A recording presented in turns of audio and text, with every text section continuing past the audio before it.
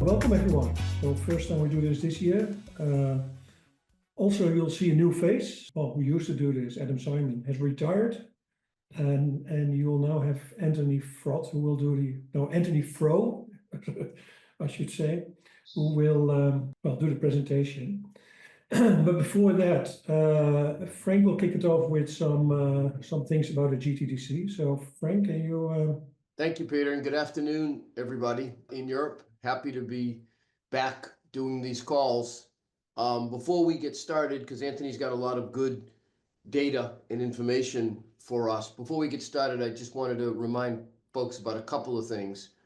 One is we have our EMEA summit coming up, the GTDC summit. It's going to be April 1st through the 3rd in Madrid. We're excited about the event. We've got a great agenda lined up. I think we've got about 160 people already registered.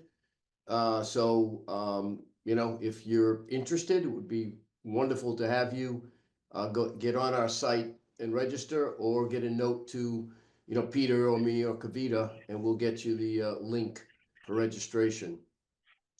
We just finished the North America event. For those of you that are on LinkedIn, you probably saw some posts. It was a very successful event. We had it actually a week ago today, last Thursday. We had 200 people, or about 50 vendor companies, and an excellent lineup of speakers. So we're excited about that. One of the things we announced at the event was we released our latest research report, and we call it Tech Distribution 2030. And essentially what we've done is tried to look at, you know, the next, 5 years or so as it relates to distribution, and what are the big trends, kind of what's going to happen, and what are some of the predictions that, you know, we think will shape what's to come. That comes on the heels of 2025, Tech Distribution 2025, which we did 5 years ago, which turned out to be pretty accurate.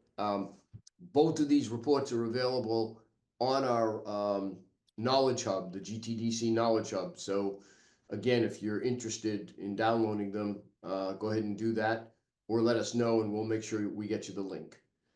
So with that, Anthony, I'm delighted to have you now join us and take us through the valuable data and the insightful data. So Antony Frot. Thank you, Frank. Thank you, Peter, for having me. Great to be there in front of such a great audience. So today, what I will take you through is not Tech 2030. We're just going to look at 2025 this year, the forecast. But before that, I think it's important to remind ourselves to set the scene of what happened in 2024. So we'll look at a few numbers there, and also the excitement of January. January has been a great month, so that will be great to share positive news, and then we'll move into the forecast.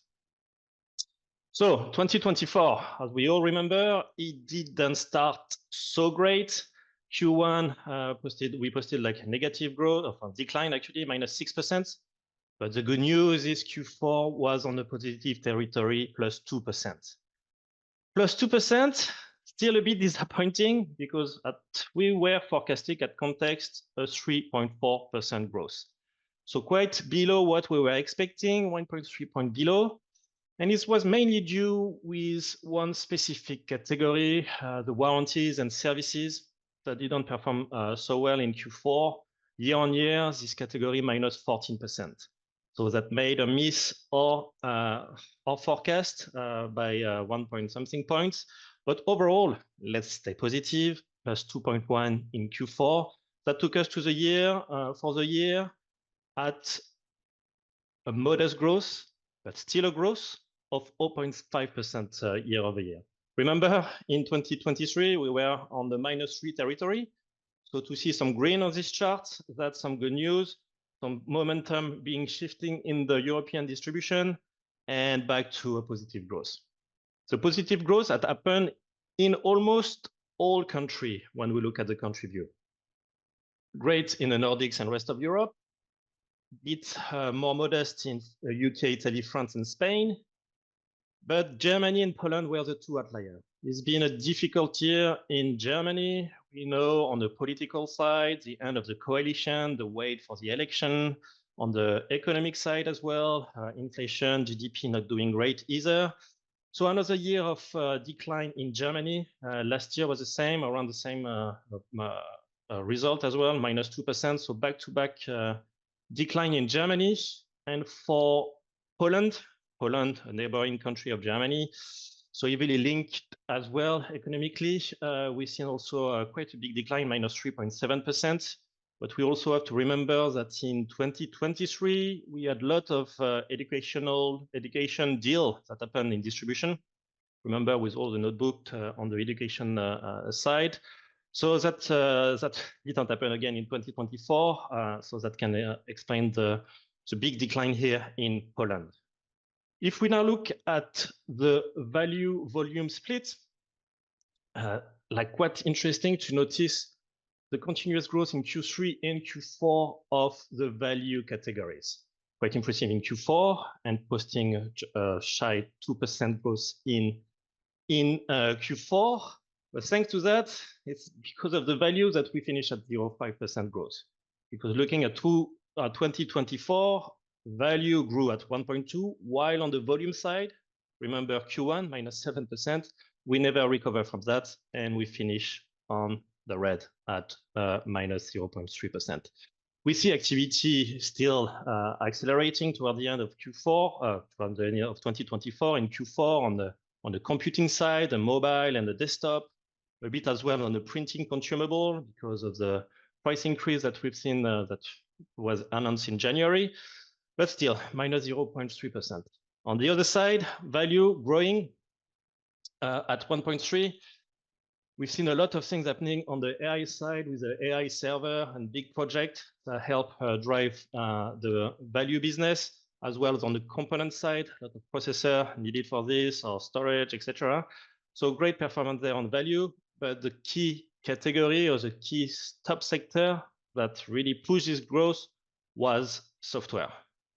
Software this year, if you look at the end of 2024, was the leading category in our European distribution panel today at 24% of share compared to the other top sector.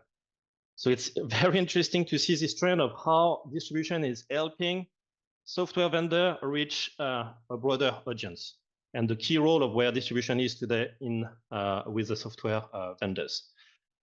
Looking at the other category or other top sector, it was less positive on the infrastructure side, -5%. In infrastructure, there is networking, and it's been a tough year for networking and for networking vendors, especially on the enterprise side. Remember 2023, we had some price increase and some better performance that we were not able to replicate in 2024, and that impacted this top sector. But the good news was on personal system. If you remember in 2023, I hope you don't, everybody forget about that, but it was a -16% or something like this. And now we're back on the positive side. And especially notebook, 2024, notebook, a key category in the distribution panel, in our distribution sales data, posting a 3% growth at the end of the year. But interesting to see the software keep growing year after year and another 5% growth this year. So when we look, this time take another look that I like to do, looking at vendors. On the value side, it's no surprise to see that the top vendors posting positive growth are software vendor. Look at Citrix, look at VMware. VMware, amazing stories this year, following the acquisition by Broadcom, by Broadcom of VMware and the restructuring of their pricing and the aggressive pricing strategy. VMware have been growing heavily in distribution this year and virtualization vendor overall, actually. On the other side, as I mentioned earlier, infrastructure and networking have been a tough years. And we can see here Cisco and HP below the red line. A tough year for this vendor, but for the distribution, software was a key story of 2024. If we now look at volume, remember volume grew only, declined 0.3% in 2024. So the top vendor were saved because notebook did okay at 3%. So the HP, the Lenovo, Dell, Asus actually posting growth. Asus, interestingly, doing way better than, a bit better than their Taiwanese counterpart Acer over here. But thanks to what we've seen on the notebook side, vendor carrying notebook have been doing pretty better than the rest of the volume market. Notice also maybe Motorola on the right-hand side doing so well. That was some smartphone deal that we've seen in Southern Europe and also in Poland. But that was mainly the only bright spot on this slide, to be honest. So if we go back and look again how we finish the year and what we like to do at Context is keeping us accountable and check our forecast versus actual, we were a bit too optimistic. We forecasted 2.3, we finished at 0.5. So that's a 1.8 point difference. We are going in the right direction, but Q1, we were way optimistic, especially overall on the PC side, on the personal system side. We thought activity will pick up earlier in the year. It took a long time for PC to get going, and we were always on the back foot with our forecast that we did back in January 2024. So that was quite difficult also on the country level side. You know, after the bad year that Germany had, we were expecting a less bad year than what we had. Remember, it was -2. We're hoping for Germany to grow a little bit, and that also the result in Germany made our forecast a bit too high, as well as the Q4 result. Remember, it was 2.1 when we were expecting a bit more. But nonetheless, remember, we finished Q4 on the positive side, 0.5, including telecom, 0.7 without telecom. Momentum shifting towards the end of the year, some good activities on the key categories. So now let's now look at what happened in January. And I think most of us on this call are quite pleased of how January, what happened in January, except maybe if you're in the UK. But let's now look at the result of January and why I'm so excited. It's not because I'm French, but it's because of the result. 8.7% growth year over year. I know last year was poor January, so it's an easier year-on-year compare. You can hear some of you saying, yeah, but that deal that should have happened in December happened in January. But nonetheless, it's a great start of the year. Or is it a start of the great year? That's the question that we'll be asking ourselves in the forecast later on. But 8.7, especially when we see the level of activities that picked up in January, especially on the last week of January, where we see what we like to see is like activity around 2 billion euros. And for the first time, we already seen these activities on the last week of January. So that's quite encouraging for the rest of the year and for the rest, for the rest of the year. But let's look at country results. And I was teasing the UK earlier because that was the only country in negative territory. Actually, the UK for most of January were trending at -4, -5%, and thanks to a humongous week in the last week of January, they closed at -1% distribution in UK and Ireland. But you probably notice what's happening in Spain, 26%. Spain has been on fire thanks to the digital kit initiative launched by the government. If you know, they subsidize purchase of IT products, and since the end of Q3, sorry, they added hardware products. So since the end of the year, Spain in the SMR and the retail channel seen incredible growth, and that's again the case here in January, 26%. That's amazing.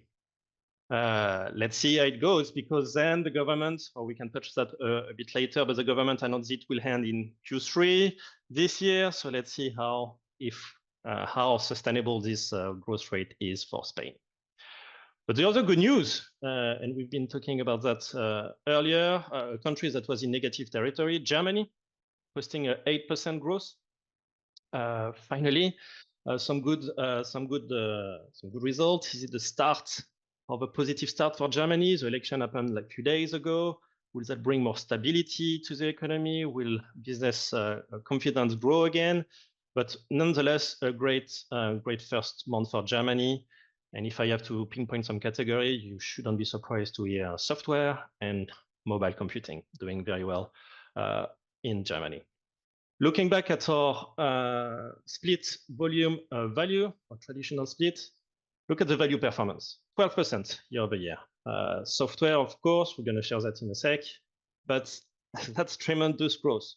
But let's not forget the volume side. When was the last time we saw 2 consecutive months of growth? It's like December plus 5%, January plus 4%. Like we need to go back to April. In April, it was some tablet deal that happened there that inflated usually the number. So it's also quite positive side on the volume side. So overall, let's not only focus on value, but volume still playing a very important role in the channel. Like for January, just to put that in perspective, volume category represents around 60% of the panel. If we now move into the value and to understand like what drove this, and once again, it was software and services, but mainly software, plus 18%. Peripheral also growing quite nicely, as well as personal system. Still, infrastructure and telco a bit down, but we foresee that to change throughout the year. But we'll talk about that in a sec. But if just to drill down, I just had one more 2025 data point before we move to the forecast, is if we look at category, because here we look quite high level, but looking at category, notebooks that represent around like 12-13% of distribution sales in Europe, plus 8% in January. That's continuing what we've seen toward the end of last year. Notebook driving the personal system and driving the volume category. But look at virtualization, 148% year over year. I know the last year was different days, but the Broadcom, VMware acquisition, etc. happened a bit later, the new pricing strategy later as well. But still, interesting data point here I wanted to highlight, and the role of software in distribution, or the role of distribution with software vendor in 2025. So enough of the past, but great January, great start of the year. But what do we have what do we have for 2025? Let's look quickly at our number, just to remind the audience. I don't know if you're familiar with our forecast, but we usually do have an optimistic and pessimistic scenario. But to make it easier today, I'm just going to use a midpoint. We use fixed exchange rate to make the comparison easier. We don't include Russia in our forecast. And the good news this year, or what we've seen at the back of 2024, is economic condition improving. Interest rate going down, inflation that's been down now and getting stable, but there is still uncertainty on the political environment. The election just happened in Germany, like in France, the coalition still a bit fragile. We've seen what happened also in the Nordics. Then the possible trade war, what will happen with the 25%, a lot of questions that bring some uncertainty to this forecast. So let's look at the bigger picture, and something we like to do is looking at the confidence index in terms of, let's first look at the consumer confidence index. In Europe, I've been trending up this year. That's quite good. And we've seen also some good results, especially on the retail toward the end of 2024 in Q4. Except in France. In France, remember, like the lack of government, the lack of prime minister, the uncertainty over there drove the confidence on the consumer down. But what was more interesting, and maybe to this call as well, was on the business confidence side. We look at the UK after the announcements of the autumn budget and various announcements on the national insurance increase and things like that. confidence really crashed in the UK in Q4. I didn't show you the Q4 result for the UK, but it was around minus 2.5 decline year over year. So interesting to see the UK down. That also explains the slow start of 2025 for the UK. Remember, minus 1% in January. But also interesting, all the country, all the business, the key indicators are okay, but the business confidence is still dragging down. Look at Germany since the beginning of, for the past 12 months, going down. Hopefully, the new coalition, if the government is formed quickly and can bring more confidence into a business organization, we should see the curve change, but still the confidence in the business going down. But there is still a lot of opportunity in the channel in 2025. The opportunities that I keep hearing after talking to some of you or a lot of you or all the time is GC refresh or even product refresh in general. I know probably Adam says that January last year. This year, we should really see that. Why? It's been 5 years. There's a lot of product out of warranties already. There is the end of Windows 10 support that should drive this product refresh. There is a lot of more AI product available right now on the PC side that also should help the product refresh on the PC side. This AI adoption that we've seen already last year, on the server side, this big project happening that could also be a driver on the PC side. And the AI adoption within the organization. So how can the distribution support AI? It will be key this year. And also, as mentioned, with the amazing results that we've seen in Spain with the digital kit and the similar initiatives that we've seen in Italy, public sector investment will be key for the channel to leverage. But on the other side, I mentioned the business confidence not being trending a bit down. There is still budget constraint, especially when we look at small and medium enterprise. What to prioritize? Should I refresh? Should I buy an AI PC? Should I invest in AI technology? Should I change the monitor? A lot of question and prioritization, or should I wait? We see a lot of promotional activity last year. Should I wait for a vendor or for a distributor, for whatever, for price to go down for me to purchase and to refresh? So there's a lot of uncertainty around this point, as well as the political landscape. What we already mentioned before, the election, the trade wars, etc. But nonetheless, we are still positive for 2025. And what we are forecasting for the full year is return to growth, to proper growth, to growth that we are used to. The 3.6% growth, that will take us to revenue above what we've seen in 2022. So after a too difficult year, back to a 3.6, that's with telecom. Without telecom, we are a bit higher at 3.9. So a bit going in the right direction, and the right direction overall and across all countries as well. If you remember, like the Germany and Poland, okay, I've been talking a lot about Germany, I realize right now, but back to positive territory, 2%, small growth, but still look at everyone on the positive side. Poland as well, plus 3%, and Spain, that's starting so well in Germany, still a bit cautious on the 4% here, because as I mentioned earlier, the digital kit initiative will finish in Q3. That was announced by the government. So we should see actually the opposite trend that we've seen in other countries. What the trend we're going to see in other countries is acceleration of the growth throughout the year, especially toward the back end of the year, the second half of the year. 2.5% in Q1 and Q2, still very good. But with the end of Windows 10 support, we should see bigger activities on the PC side that should help growing, that should help our forecast and the growth at 4% here.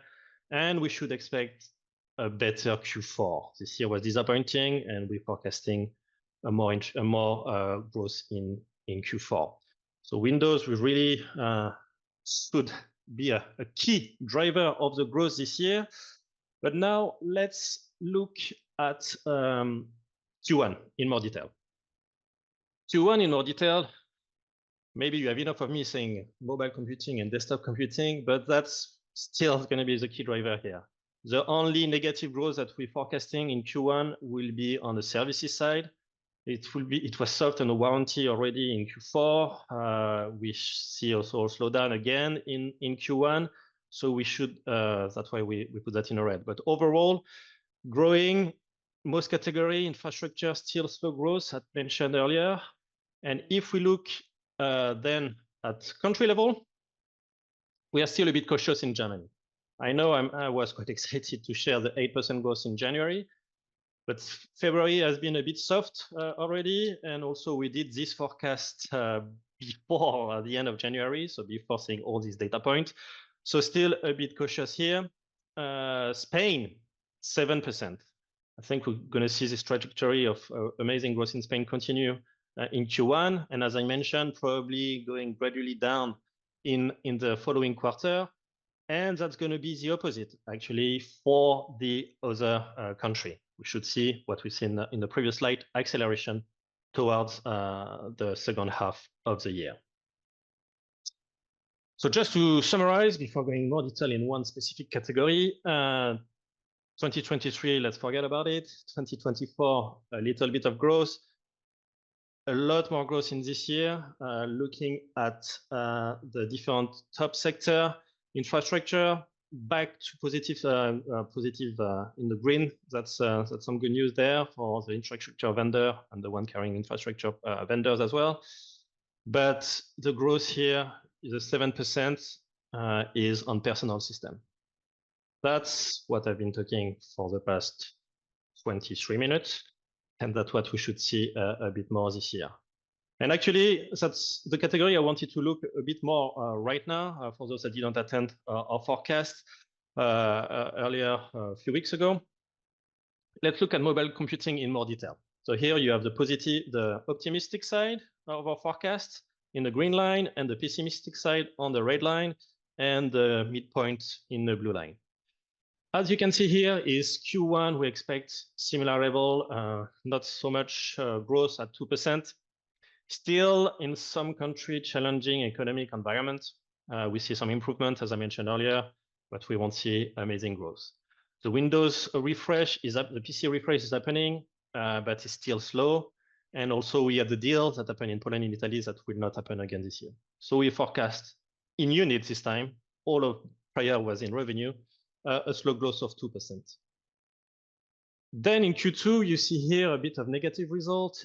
It's because of what happened in Q2 last year. You remember we had a huge tablet deal happen in Q2. I'm not sure PC will be able to pick up this to turn that around in terms of unit or even tablet. So that's why we're more cautious in Q2. But the acceleration of Windows refresh will start to accelerate toward the back of the year, and we should see like this 8.6 and 7% almost growth at the end of the year. So what does that mean for mobile computing in, and one more driver, sorry, that I forgot to mention, the AI driver. AI, you know, Qualcomm back in June introducing the new AI capable PCs with 40 tops.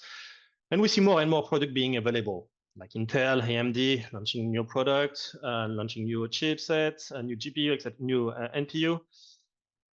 And we see a lot more happening, or like a bit happening on the commercial side. You know, at the beginning, Qualcomm, when they decided to launch a product, it was more towards the consumer side, but we're staying a bit more on the business side. So hopefully that will also drive AI adoption of capable mobile computing PCs. So that's not going to be the main driver that we think, but that should definitely help. So that's on units. If we look now at overall in 2025, how we should see the year just for mobile computing, so subsegment of what I presented before. Unit around 5% in our midpoint, but we are in the optimistic one, close to 9%, and in revenue higher at 7% and 11.2%. So great interest on the mobile computing, or maybe I should stop talking about mobile computing, but that's so hot. Everyone has been talking about this. talking to the processor vendor, talking to the manufacturer, to PC manufacturer, talking to people in the channel. That's something we finally should expect this year. And that's what I wanted to bring something a bit different for this forum, trying to do something new this year. What I would like to do this year, and that's something I will share with you after by email, when I will also probably share the presentation, is to have you in this group, this forum, also forecast what do you think the mobile computing will do in the next few quarters. And by doing that, it's going to be anonymous. I'm not going to say, Mike said this. No, we're going to keep that anonymous. You can put comments as well. And then in the next session, in the next quarter, when we review the Q1 number, we can also review your forecast, context forecast, and maybe open the floor for comments and see what's happening and who has and have a better discussion over there. So, and then we can follow this discussion, because mobile computing is hot, towards in Q3 update and Q4 update, and see if this group can beat context forecast, or if we should learn more from you. And I think to bring more interactivity to this forum. So great 2025 in perspective. Looking forward to continue the conversation. It was great for me to be there. So thank you, Frank, and thank you, Peter. If you have any question, just please let me know now, or reach out to me by email, or reach Peter. And happy to have a separate call with you afterwards. Thank you, Peter. Thank you, Antony. Really good presentation and really encouraging. It is going to happen. We'll have a great year despite all the uncertainty we have. But looks be positive. January was great, so let's keep the positiveness and optimism for the rest of the year. So yeah. Antony, I have a question. Yes, on the charts that you showed at the end with the optimistic and the pessimistic outlooks, how do I read that? Is the middle line what you're forecasting? Because it's a wide gap. I mean, between that's a wide gap. High end or the low end. That's why I like to present the middle one. But like the analysts, you always have to have these two scenarios that are the way we do forecasts, because of the uncertainties that surrounding the economic environment. So that's why we give us a bit of leeway depending on the different scenario. But the middle is what I presented and what I hold myself accountable to when I come back next time.